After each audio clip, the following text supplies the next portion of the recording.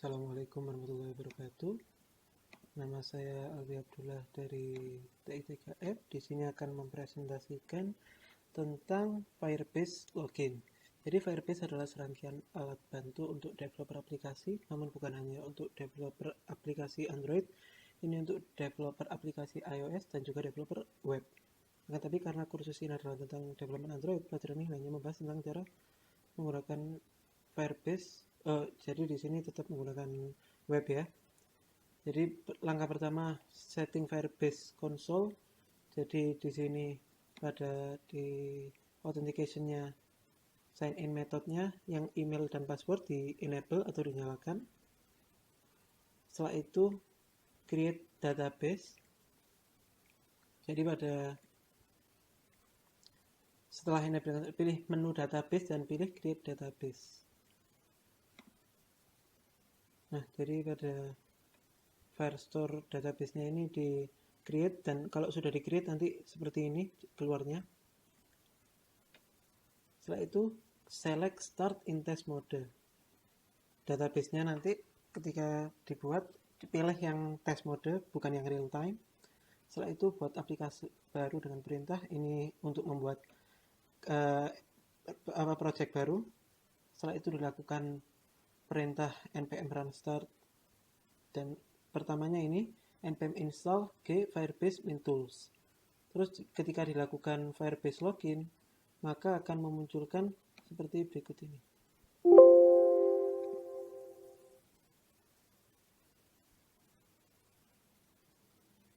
Nah, ketika di Firebase login nanti akan memunculkan seperti ini. Allow Firebase to collect CLI usage and error reporting information. Yes. Nah, nanti ketika sudah, maka sukses login as alwiabdullah@gmail.com.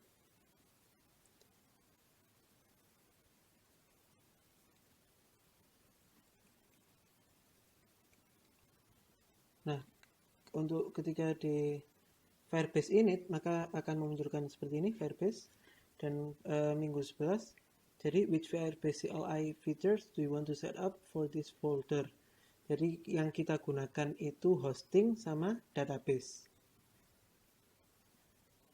Terus di sini juga ada optionnya, nanti create new project atau menggunakan project yang sudah ada. Jadi di sini kita membuat use an existing project, yaitu menggunakan project yang sudah ada. Untuk project yang sudah ada disesuaikan namanya dengan project Anda. Kalau di sini menggunakan Firebase Login App namanya. Terus dipilih build, jangan pilih do not choose public. Terus yes, no. Configure as a single page app, yes. Set up automatic builds and deploy with GitHub, no. Selanjutnya untuk membangun Firebase-nya diklik npm run build. Seperti ini, minggu 11 gitu. Jadi nanti akan membuat seperti ini, nanti di Visual Studio Code-nya akan muncul public seperti ini. Yang di build ini hasil dari build ketika menjalankan npm run build. Setelah itu Firebase Serve. Untuk Firebase Serve ini cukup dijalankan sekali saja. Nanti ketika dibuat localhost 5000 akan memunculkan halaman Firebase yang akan secara langsung hanya sebagai autentikasi pertama saja. Setelah itu tidak apa-apa dimatikan dan langsung menjalankan atau membuat aplikasi yang akan kita inginkan. Selanjutnya yaitu instalasi Redux, yaitu npm install Redux. Ya, sama Redux down, sama juga ini ya, dan React Router down. Setelah itu npm install Firebase dan UI library untuk material core-nya nanti yang digunakan pada tampilan home untuk tampilan login. Setelah itu instalasi pada UI icon. Nah, selanjutnya masuk pada codingan, yaitu setting Firebase config. Dilihat dari sini aja agar lebih gampang. Ya, ini sama, pilih config-nya. Kalau config-nya menggunakan config ini, yang mana nanti akan memunculkan seperti ini.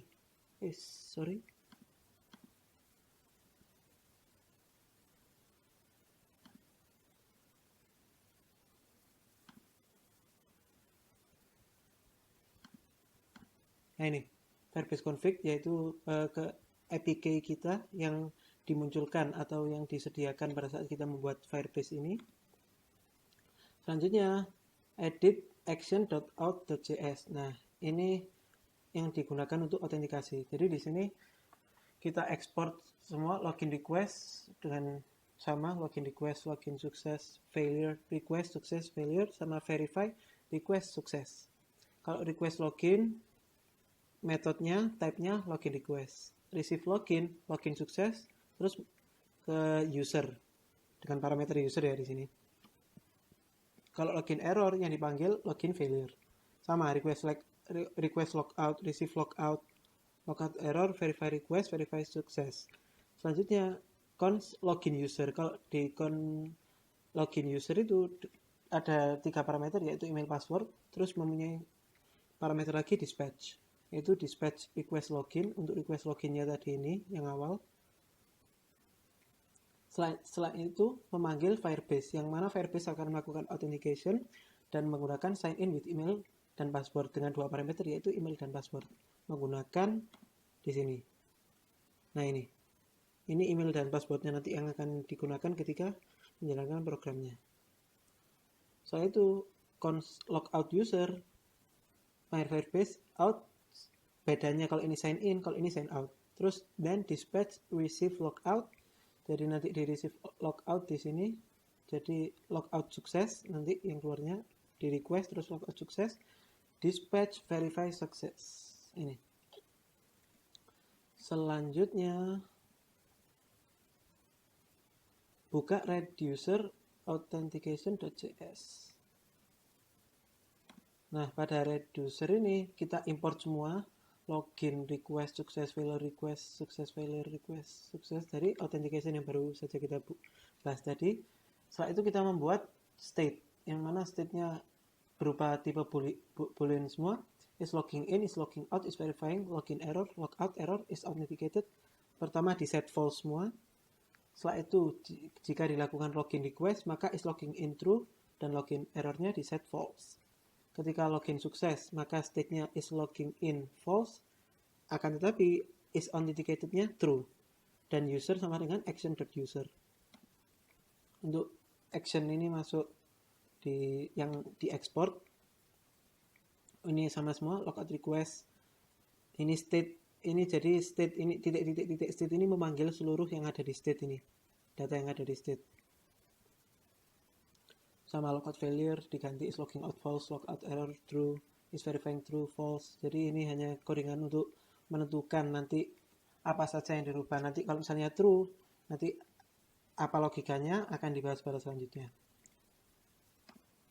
Terus ini import combine reducer from Redux, import outnya baru saja yang baru digunakan, terus export default combine reducer out.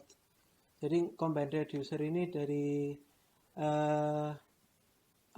Redux yang baru saja kita install, yang digunakan untuk autentikasi dari reducernya.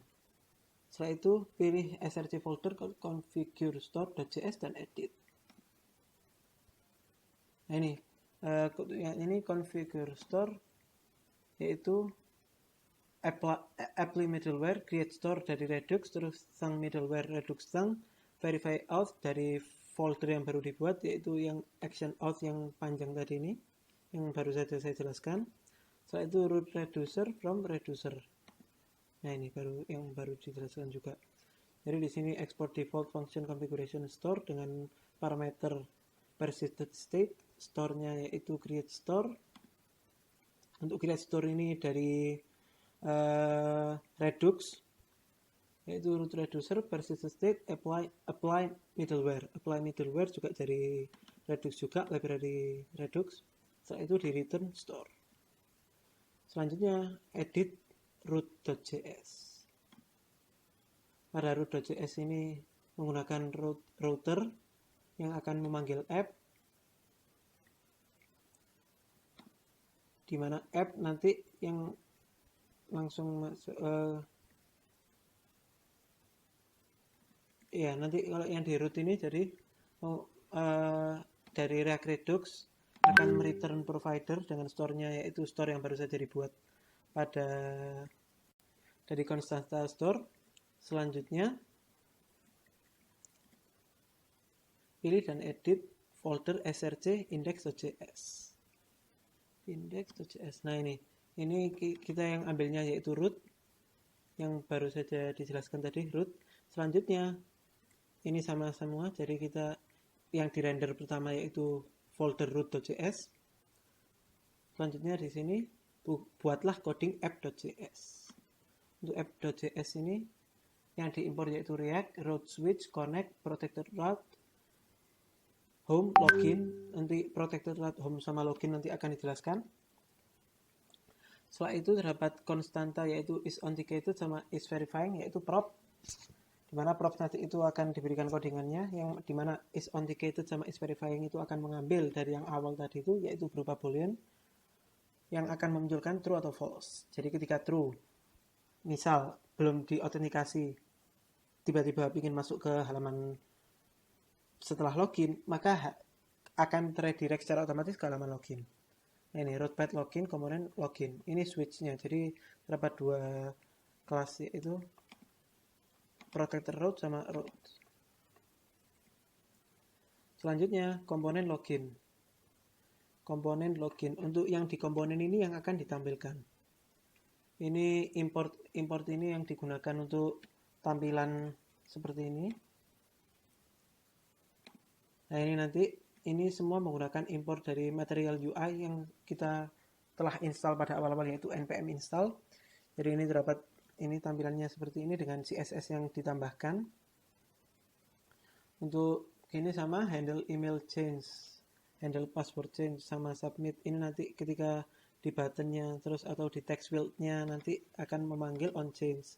Sama begitu juga yang password. Nanti untuk handle submit itu ketika button diklik. Button on click, handle submit. Nah, ini map state to props ini nanti untuk digunakan untuk memanggil state dari is logging in, login error sama is authenticated. Jadi akan dipanggil sesuai dengan keadaannya, bisa true, bisa false, sesuai dengan keadaan yang baru saja kita buat. Selanjutnya pada home. Home.js ini ketika authenticatednya true, jadi maksudnya autentikasinya berhasil, maka akan secara langsung redirect ke halaman home. This is your app protected area, yaitu protected route. Sama is logging out, and then logging out, logout error. Ini ketika ada error akan memunculkan pesan seperti ini. Untuk protected route ini hanya untuk codingan saja, jadi protected route. Jadi kalau misalnya is authenticated-nya true, maka komponen props. Jika false, maksudnya jika tidak true, verifying-nya, jika maksudnya false, maka secara langsung akan redirect ke path name login. Jadi seperti ini. Kalau misal, ini kan belum login, tapi kok langsung minta ke manggil ke localhost yang home, itu gini saja, maka secara langsung akan ke redirect ke halaman login.